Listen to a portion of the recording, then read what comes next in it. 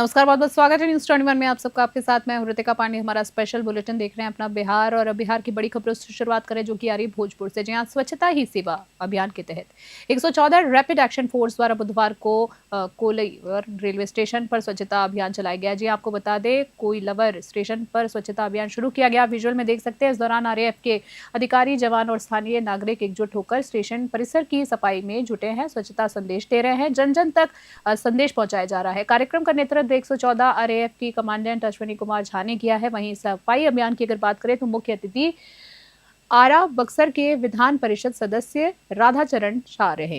भोजपुर से आलोक की विशेष रिपोर्ट।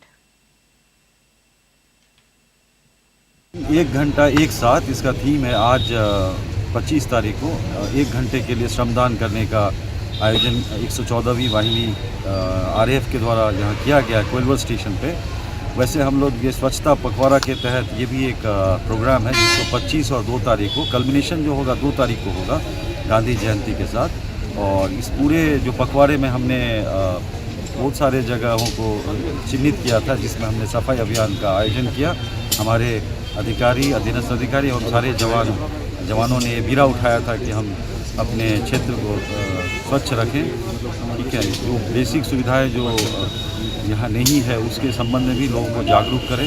जैसे इस रेलवे स्टेशन पे अभी पता चला कि शौचालय नहीं है, तो उसके संबंध में भी हम रेलवे प्रशासन से भी बात करेंगे, लिखेंगे उनको पत्र, जिससे कि यहाँ पैसेंजर्स को जो डेली आवागमन करते हैं उनको सुविधा मुहैया हो सके। Thank you sir.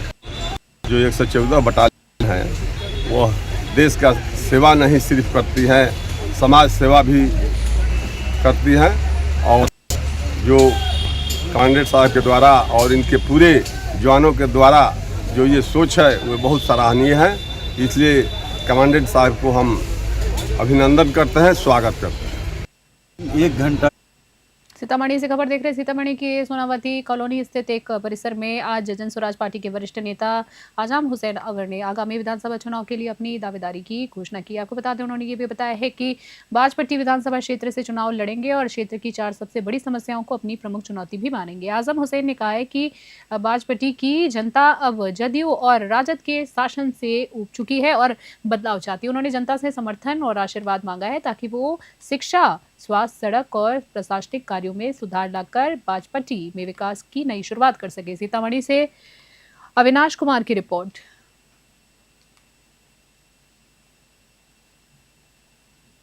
पटना से खबर। कांग्रेस महासचिव प्रियंका गांधी की बिहार आगमन को लेकर आज पटना के सदाकत आश्रम में एक प्रेस वार्ता का आयोजन किया गया है। इस वार्ता की अगर हम बात करें तो एआईसीसी महासचिव डॉक्टर सैयद नासिर हुसैन और प्रदेश अध्यक्ष राजेश राम ने एनडीए सरकार पर जमकर निशाना साधा है। कांग्रेस नेताओं का कहना है कि प्रियंका गांधी का यह दौरा बिहार की राजनीति में नई ऊर्जा भरने वाला साबित होगा। वहीं प्रदेश अध्यक्ष राजेश राम ने कहा है कि प्रदेश के 55 विभागों में 4,50,000 से अधिक पद रिक्त पड़े हैं, लेकिन युवाओं को रोजगार नहीं दिया जा रहा है। उन्होंने आरोप लगाया है कि एनडीए सरकार सिर्फ वादों और घोषणाओं तक ही सीमित है। पटना से ब्यूरो रिपोर्ट देख रहे हैं।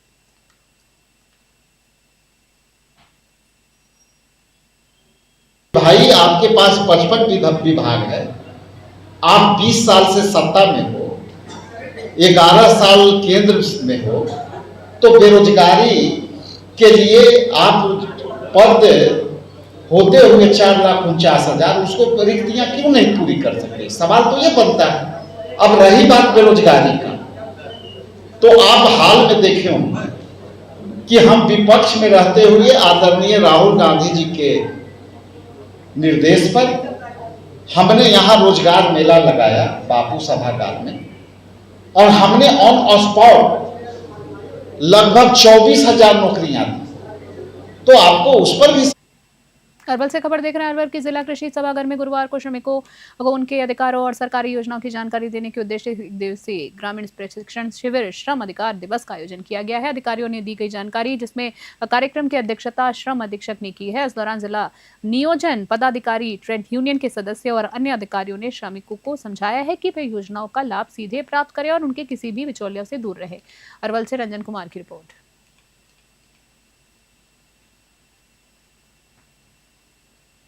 भागलपुर से खबर आज बिहार के मुख्यमंत्री नीतीश कुमार सनहौला प्रखंड के दुदावे गांव पहुंचे हैं और जिले के 301 करोड़ रुपए से विकास योजनाओं की सौगात दी है। बता दें आपको, मुख्यमंत्री के आगमन से गांव में उत्साह का माहौल था और बड़ी संख्या में ग्रामीण इस ऐतिहासिक मौके का गवाह बने हैं। नीतीश कुमार ने ग्रामीणों से सीधा संवाद करते हुए भरोसा दिलाया है कि विकास उनकी आपको बता दें, विकास उनकी सबसे बड़ी प्राथमिकता है। उनका ऐसा मानना है, उनका ऐसा कहना है और अब कोई भी गांव विकास से वंचित नहीं रहेगा। उन्होंने अधिकारियों को सख्त निर्देश दिए हैं कि इन योजनाओं के क्रियान्वयन में किसी भी तरह की लापरवाही बर्दाश्त नहीं की जाएगी। उन्होंने ये भी कहा है कि जल्द ही भागलपुर बिहार के सबसे विकसित जिलों में बनेगा। भागलपुर से राहिल सिद्दीकी की विशेष रिपोर्ट। शिवहरी से खबर देख रहे हैं। शिवहर में कृषि विभाग और कृषि प्रौद्योगिक प्रबंधन यानी अभिकरण आत्मा के तत्वाधान में आज जिला कृषि कार्यालय के सभागार में किसानों के लिए एक प्रशिक्षण कार्यक्रम का आयोजन किया गया है। इस कार्यक्रम की अगर बात करें तो इसकी विषय जो थी वो खेती में ड्रोन तकनीकी का उपयोग था। जी हाँ, कार्यक्रम का उद्घाटन जिला कृषि पदाधिकारी सह आत्मा की परियोजना निदेशक प्रीति कुमारी ने दीप प्रज्वलित करके किया। उन्होंने किसानों को बताया है कि ड्रोन तकनीकी फसल की निगरानी, कीटनाशकों और उर्वरकों के छिड़काव, मिट्टी की जांच और फसल के स्वास्थ्य आंकलन करने में उपयोगी है। बता दें आपको, ड्रोन के उपयोग के समय पानी और रसायनों की बचत होती है, उनका ऐसा कहना है, और यही तकनीकी खेती और अधिक कुशल, लाभदायक और टिकाऊ बनाने में मदद करती है। साथ ही पर्यावरण के अनुकूल भी है। और इस प्रशिक्षण कार्यक्रम की बात करें तो अनुमंडल कृषि पदाधिकारी आशीष कुमार श्रीवास्तव और अन्य अधिकारी भी मौजूद रहे, जिन्होंने किसानों को इस आधुनिक तकनीकी के बारे में विस्तृत तौर पर जानकारी दी है। शिवहर से संजीत कुमार की रिपोर्ट।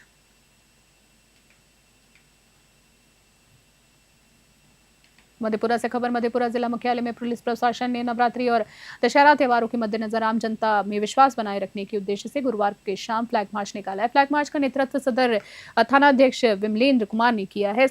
बात करें तो इसमें अपर थानाध्यक्ष इंद्रजीत तांती, संतोष कुमार सिंह, अखिलेश कुमार, सिपाही कुलजीत कुमार, राहुल कुमार और अन्य पुलिसकर्मी भी शामिल थे। सदर थाना प्रभारी विमलेंदु कुमार ने बताया है कि ये फ्लैग मार्च त्योहारों के दौरान शांति और अमन चैन को कायम रखने के लिए निकाला गया। उन्होंने ये भी कहा है कि प्रशासन पूरी तरीके से हाई अलर्ट पर है और हर गतिविधि पर पैनी नजर रखी जा रही है। उन्होंने असामाजिक तत्वों को चेतावनी दी है कि अफवाह फैलाने या माहौल खराब करने की कोशिश करने वालों के खिलाफ सख्त कानूनी कार्रवाई भी की जाएगी। मधेपुरा से अमन आनंद की रिपोर्ट देख रहे हैं आप। खबर पटना से। आगामी विधानसभा चुनाव को लेकर न्यूज 21 की टीम ने बिहार की राजधानी पटना में जनता की राय जानने की कोशिश की है। सर्वे में जनता की अलग अलग राय देखने को मिली है, जिसमें चुनावी समीकरण और भी दिलचस्प हो गया है। शुरुआती राय से पता चलता है कि जनता का झुकाव जो है फिलहाल राजद की ओर अधिक है। हालांकि चुनाव तक जनता का मूड बदल भी सकता है और ये देखना होगा, दिलचस्प भी होगा कि जनता का अंतिम फैसला आखिरकार किसके पक्ष में आता है। देखिए पटना से राहुल चौधरी की विशेष रिपोर्ट में। आप सभी का स्वागत है न्यूज 21। इस वक्त मौजूद हूँ बिहार की राजधानी पटना में और नजदीकी बिहार विधानसभा चुनाव है। आज कुछ पीछे जनता में उनसे बातचीत करते हैं कि किन मुद्दों को लेकर के चुनाव में इस बार वोट करेंगे। क्या नाम हो भैया? मेरा नाम मोहित कुमार यादव है। इस बार बिहार विधानसभा चुनाव नजदीक है, किन को वोट करेंगे? इस बार फेस तेजस्वी यादव को वोट करेंगे। और वर्तमान सरकार से ना खुश क्यों? सर इसमें कुछ हो ही नहीं रहा, हम लोग को ना नौकरी मिला है ना कुछ मिल रहा है। हमारे यहाँ भी कई लोग हैं, अभी हमने फॉर्म भरा था, इसमें कैंसिल हुआ था। एक हमारे जो तेजस्वी यादव थे, आते ही 10 लाख नौकरी, यूपी के लोग भी उसमें हुए, बिहार के लोग भी इसमें हुए। कुछ बिहार के नाखुश हुए कि वो नहीं निकाल पाए, यूपी के लोग अधिक पढ़े, जो पढ़ा वो नौकरी पाया, धांधली एक भी नहीं मिला। और उसके बाद पेपर लीक आउट पेपर सब इतना हो रहा है, इसे कौन देख रहा है? अच्छा, अभी वर्तमान एनडीए की सरकार में महिलाओं को रोजगार करने के लिए कल 75 लाख महिलाओं के अकाउंट में 10-10 हज़ार रुपया दिए जाएंगे रोजगार करने के लिए। तो ये फिर दिए जाएंगे तो बात तो बहुत बड़ी वादा किया गया था। बात 15 लाख की आई थी, बात जाने किस चीज़ की थी। खाता खोल के बैठे हुए हम लोग हैं, हमारे पापा जी बैठे कि आप 15 लाख रुपया आएगा। इतना कुछ वादा किया गया, कोई लिमिट नहीं है। गड्ढा सब भर दिया जाएगा। सरकार आ रही है, उनको गड्ढा दिख नहीं रहा है। जो पार्टी विपक्ष में जा रहा है, गरीबों का झोपड़ी दिख रहा है, रोड दिख रहा है, पोल्यूशन दिख रहा है। और जैसे ही सत्ता में आ रहे हैं कुछ नहीं दिख रहा है, ना बेरोजगारी दिख रहा है, ना पढ़ाई दिख रहा है। वैसे ही स्कूल का ढांचा बिगड़ा हुआ है। स्कूल की ढाका उन लोग को केजरीवाल का स्कूल देख के भी नहीं कुछ सीखने को मिल रहा है कि हम क्या देख रहे हैं क्या नहीं। वो खराब हो जा रहा है, आप बढ़िया हो जाए सत्ता में आते ही। जैसे ही ये सत्ता से बाहर होते हैं तुरंत स्कूल में पहुंच जाएंगे, स्टेशन पहुंच जाएंगे, लगेंगे गंदगी देखने। और रोजगार के जहाँ युवा लोग वो करेंगे, विरोध करेंगे बढ़ करके, उसमें घुस जाएंगे। अभी स्कूल की बात कहें तो अभी स्कूल में बिहार सरकार के द्वारा कई ऐसी योजना निकाली गई हैं, छोटे छात्र से लेकर के बड़े छात्रों के लिए। आज उनके लिए पोशाक दिया जा रहा है, खाना के लिए व्यवस्था किया जा रहा है। तो ये पहले नहीं थी सर व्यवस्था, पहले कहाँ थी व्यवस्था? पहले क्यों नहीं व्यवस्था थी? पहले था इस तरह की व्यवस्था? इतना सर साइकिल का योजना कौन निकाला?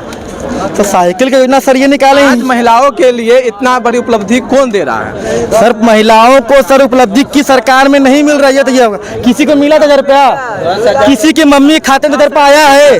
हमारी भी मम्मी है, हमारी भी बहन है, किसी में आया 1000 रुपया? किसी में 1000 रुपया आया अभी तक नहीं, कल जाने वाला है 10,000 रुपया। कल अब तक बात करिएगा आप। हाँ नहीं, अरे भैया घोषणा हुआ है तो कल आप गलत टाइम आ गए। आप कल के बाद परसों आइए। नहीं 10,000 रुपया कल आएगा ना, अब कल के बाद परसों आइए। परसों पूछिए हमसे। सीएम फेस किसको देखना चाहते हैं? सीएम पर तेजस्वी यादव देखना चाहते हैं। किसको? तेजस्वी यादव। अच्छा, तेजस्वी यादव में क्या गुण दिखा? बहुत कुछ गुण है। कैसे मतलब उन पे 17 महीना देख लीजिए, बताइए। 17 महीना देख लीजिए। 17 महीना उन लोग कौन सा ऐसा काम किया जो उन लोग का चेहरा देखना? अरे भाई, इतना लोग शिक्षा में नौकरी मिला, शिक्षा विभाग में क्या नहीं मिलेगा? उसको मौका दीजिएगा तब ना कुछ होगा भाई। लेकिन कल भी मौका दीजिए। कल भी CWC की बैठक हुई है, CWC की बैठक हुई है कांग्रेस की, लेकिन सीएम फेस क्लियर नहीं हो पाया हो गया है। सीएम फेस क्लियर नहीं हो पाया है, क्योंकि लगातार उनसे सवाल पूछा गया है, लेकिन सीएम के पास नहीं, हमारे पास हो गया है। हो गया है। सीएम फेस का चेहरा किसको देखना? तेजस्वी यादव है भाई, देखना है तो है, वही है। नीतीश कुमार जी। आखिर नीतीश कुमार कौन काम किया जिनको विकास का काम किए हैं और हम लोग को विकास चाहिए। जो तेजस्वी यादव को बनाना चाहे वो जो भी चाहे, अपना अपना मत है। जी। ऐसे विकास का जितना काम किए हैं वो तो जितने नीतीश कुमार किए हैं और तो दूसरा कोई देखने को मिला नहीं है। और हमारा ये भी और एक मत है, जिसकी केंद्र में सरकार हो उसके अधीन राज्य सरकार होनी चाहिए, ताकि विकास तेजी से होता है, ना कि और एथी करने से कि वाहवाही करने से कि हाँ ये बन जाए वो जो बन जाए। नहीं, जिनकी केंद्र सरकार हो, अगर कांग्रेस की केंद्र सरकार है तो राज्य सरकार में भी केंद्र सरकार कांग्रेस की होनी चाहिए। अगर केंद्र सरकार में बीजेपी अलायंस है तो यहाँ पर भी बीजेपी अलायंस होनी चाहिए। वो किसी को कोई भी मुख्यमंत्री हो, उससे मतलब नहीं, विकास तभी ज्यादा होता है। लेकिन बिहार में बेरोजगारी जो है, बेरोजगारी को लेकर पलायन हो रहा है, उस पे फिर किस प्रकार सब देख? सर, बेरोजगारी जनसंख्या नियंत्रण अपने ही कर रहे हैं। सबसे बड़ी बात है कि जनसंख्या नियंत्रण मोदी जी को चाहिए कि रूस, यूक्रेन, हमास और कौन कौन देश लड़ रहा है वहां से 2-4 बम डेली यहाँ पर गिरवाते हैं, और वैसे 4-5 स्टेट को तो अगर खत्म होता है तो हमारी जनसंख्या नियंत्रण कम हो जाती है, अपने आप बेरोजगारी दूर हो जाती है। लेकिन विपक्षों का कहना यह है कि 15 लाख खाता में नहीं आया है, उसके इंतजार में। अभी तो आपने सुना होगा। नहीं वो कहीं कहीं वादा तो झूठा तो नहीं वो वादा नहीं था, वो वादा नहीं था। अभी तो देख रहे हैं जीएसटी भी कम हुआ है, जो अभी जीएसटी जो कम हुआ है कितना सस्ता हो गया, बहुत सारे रेट यानी कि सस्ता हो गया है। और पहले के अपेक्षा हर चीज में भी बहुत, अगर देखिए तो विकास के थी है, वैसे कोई बात नहीं है। ये सरकार बहुत अच्छी चल रही है, जितनी अच्छे चले और इन्हीं के अधीन रहना चाहिए। नाम क्या हुआ? मेरा नाम विनोद कुमार हुआ। क्या कुछ करना? एक मिनट देखिए, अभी अंकल जी बोले हैं जो केंद्र में सरकार होना चाहिए तो राज्य में भी उसी का सरकार होना चाहिए। एक बात, अभी बीजेपी का मंत्री जो टेक्सटाइल मंत्री है गिरिराज सिंह, ठीक है, गिरिराज सिंह, और केंद्र में बिहार राज्य में भी गठबंधन, एनडीए का गठबंधन का सरकार है। टेक्सटाइल मंत्री, जितना भी टेक्सटाइल मंत्री का उद्योग बिहार आना चाहिए, एक भी उद्योग का फैक्ट्री यहाँ बिहार में नहीं लगा, सब गुजरात चले गया। 7,000 करोड़ कितना रुपया जितना भी था।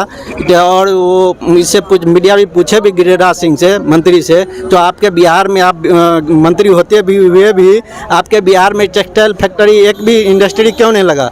तो वो बोलते हैं झटका मीट खाइए, अपना स्वस्थ रहिए, मस्त रहिए। समझे? इन मुद्दों को देख करके आप इस बार बिहार में सरकार बनाएंगे?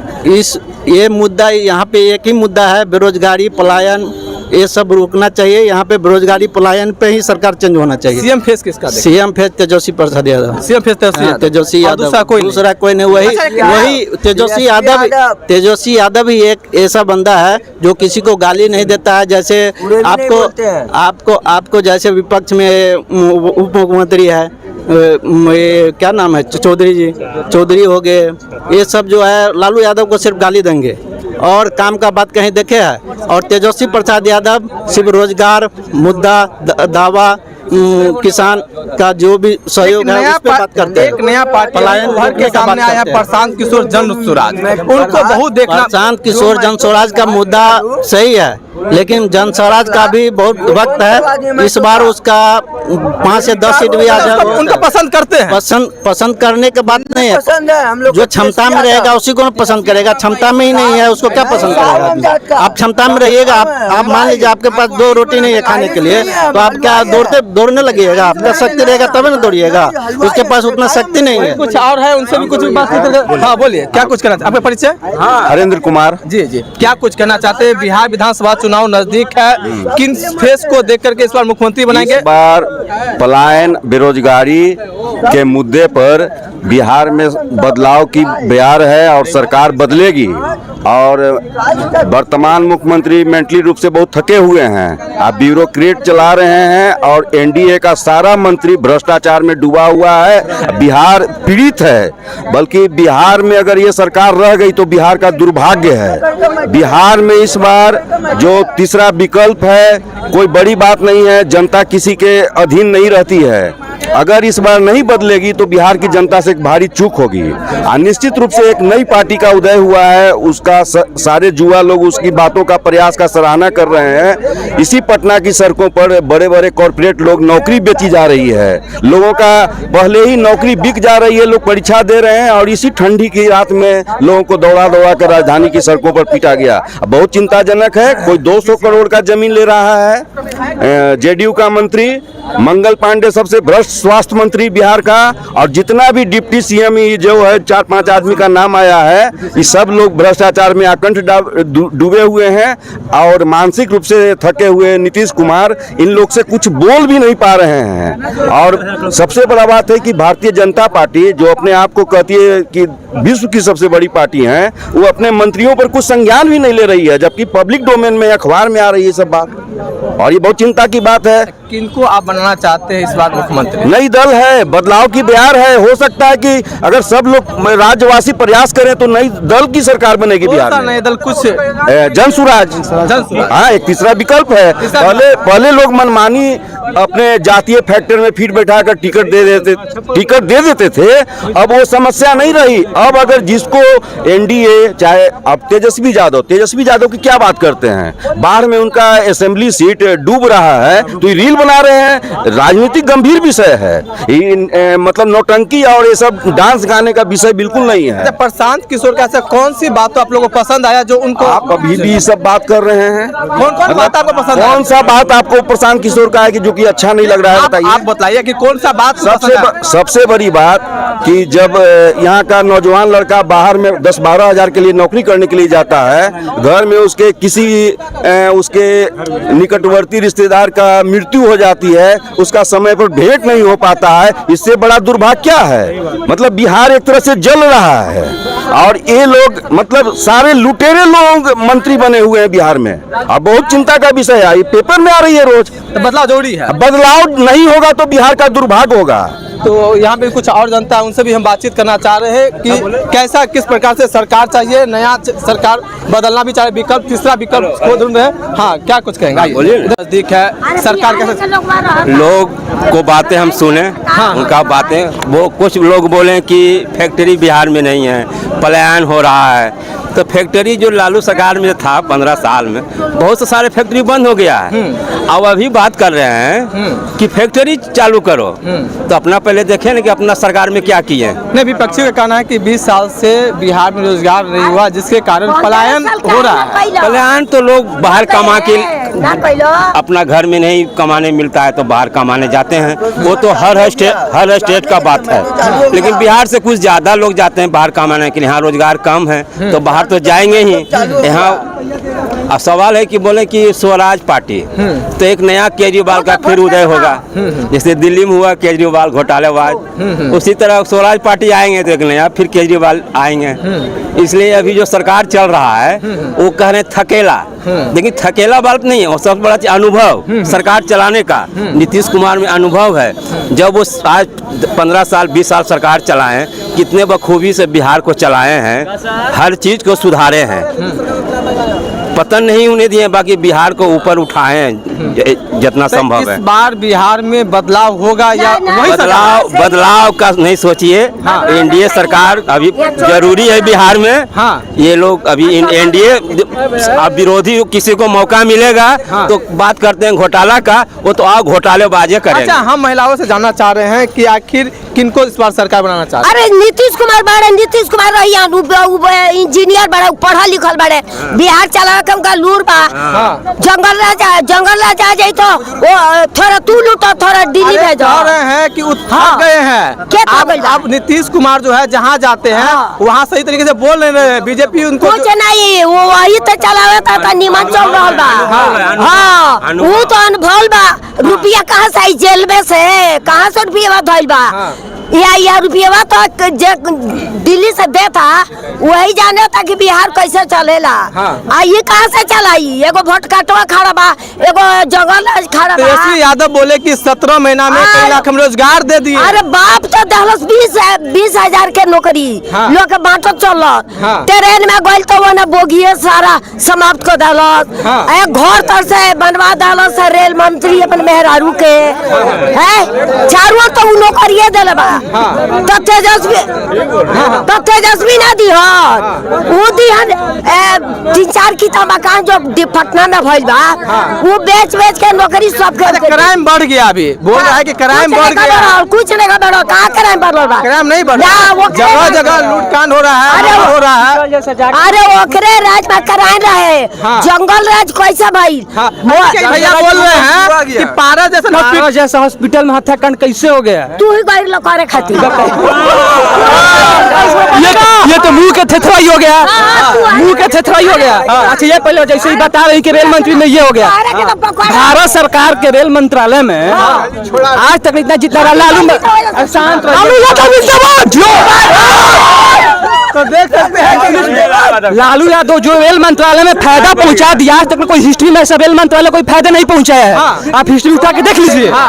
तो इसमें बदलाव चाहते हैं। बदलाव तेज रफ्तार तेजस्वी सरकार। इस बार युवाओं का चेहरा कौन है? तेजस्वी यादव। युवाओं का चेहरा कौन है? तेजस्वी यादव।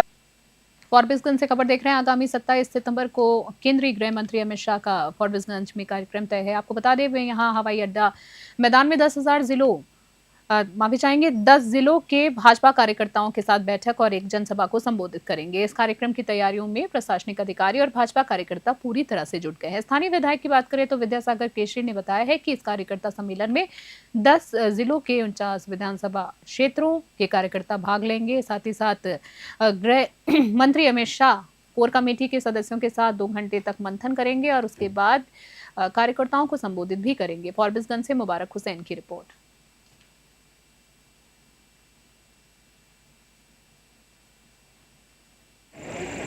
27 तारीख को दिन के 2 बजे कार्यकर्ताओं का सम्मेलन है। 10 जिले के कार्यकर्ता, देश के यशस्वी गृह मंत्री जी का जो पदार्पण हो रहा है फारबिसगंज के हवाई अड्डा पर दिन के 2 बजे, उसमें लगभग 5,000 जो है 10 जिले से कार्यकर्ता लोग आएंगे। और कार्यकर्ता लोग जो आएंगे वो चिन्हित कार्यकर्ता लोग हैं। इसमें कोर कमेटी के सब सदस्य रहेंगे और 2 घंटे का ये हम लोगों का बैठक है। कार्यकर्ताओं के बीच में सम्मेलन में सभा भी है हम लोगों का, और उसी सभा में जो है जो रणनीति है, जो चुनावी रणनीति है, उसको गृह मंत्री जी जो है कहता है अपने कार्यकर्ताओं को जो है। वैशाली से खबर देख रहे हैं। वैशाली के राघोपुर में आयोजित एनडीए कार्यकर्ता सम्मेलन में पूर्व केंद्रीय मंत्री और भाजपा प्रवक्ता शाहनवाज हुसैन ने तेजस्वी यादव और असदुद्दीन ओवैसी पर तीखा हमला बोला है। आपको बता दें असदुद्दीन ओवैसी पर तीखा हमला बोला गया है। उन्होंने कहा है कि आगामी विधानसभा चुनाव में राघोपुर से कमल खिलेगा, तेजस्वी यादव नहीं जीतेंगे। शाहनवाज हुसैन ने कहा है कि राजद में मुसलमानों को कोई सम्मान नहीं है। बता दें आपको तेजस्वी यादव ने मुसलमानों से राघोपुर में वोट लेते हैं और फिर उनके अधिकारों को छीन लेते हैं। उन्होंने कहा है कि लालू और तेजस्वी यादव मुसलमानों से केवल कबाब मंगवा कर खाते हैं। साथ ही सीमांचल में ओवैसी के बयान का जवाब देते हुए शाहनवाज हुसैन ने कहा है कि ओवैसी एक भड़काऊ भाईजान है जो बिहार में हिंदू और मुस्लिमों को भड़काने के आए हैं। उन्होंने कहा है कि सीमांचल के लोग उनके बहकावे में नहीं आएंगे। शाहनवाज हुसैन ने दावा किया है कि आगामी बिहार विधानसभा चुनाव में एनडीए 225 से अधिक सीटें जीतेगी। वैशाली से ऋषभ कुमार की रिपोर्ट। है मुस्लिम का, लेकिन सारा हक ले लेते हैं लालू जी, तेजस्वी जी, और खाली मुसलमान से कबाब मंगा के खाते हैं।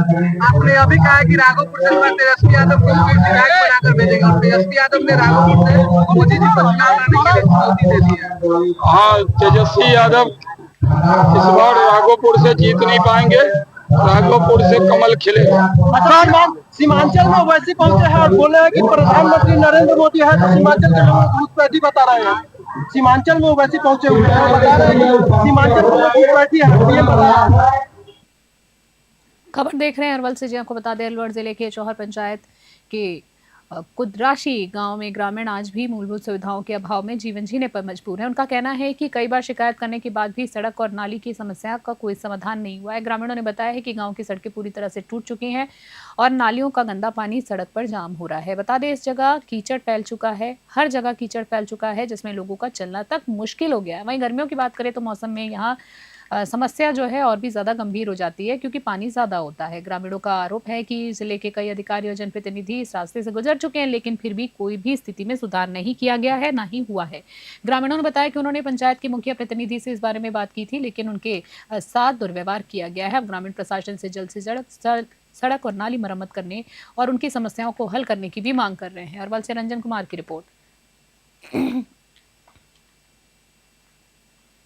तैयारी से खबर आज पूर्वी चंपारण में पोषण माह 2025 के सफल क्रियान्वयन के लिए एक जिला स्तरीय अभिसरण कार्य योजना यानी DCAP की बैठक आयोजित की गई है। उप विकास आयुक्त DDC डॉक्टर प्रदीप कुमार की अध्यक्षता में हुई इस बैठक का उद्देश्य पोषण अभियान के तहत विभिन्न विभागों के बीच समन्वय को मजबूत करना था।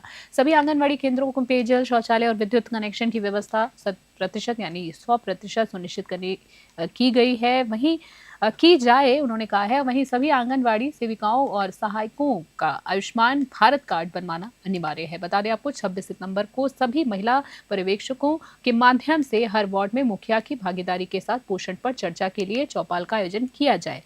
सभी आंगनबाड़ी केंद्रों पर हर महीने टीकाकरण के लिए विशेष कैंप लगाना सुनिश्चित किया जाए। वहीं इस बैठक में सिविल सर्जन, जिला जनसंपर्क अधिकारी, शिक्षा विभाग की जिला कार्यक्रम अधिकारी सहित अन्य विभागों के अधिकारी और प्रतिनिधि भी मौजूद रहे। सभी ने मिलकर पोषण माह को सफल बनाने की प्रतिबद्धता को दोहराया। मोतिहारी से अमरजीत सिंह की विशेष रिपोर्ट। खास बुलेटिन में फिलहाल के लिए इतना ही। बने रहे न्यूज़ 21। अभी के लिए नमस्कार।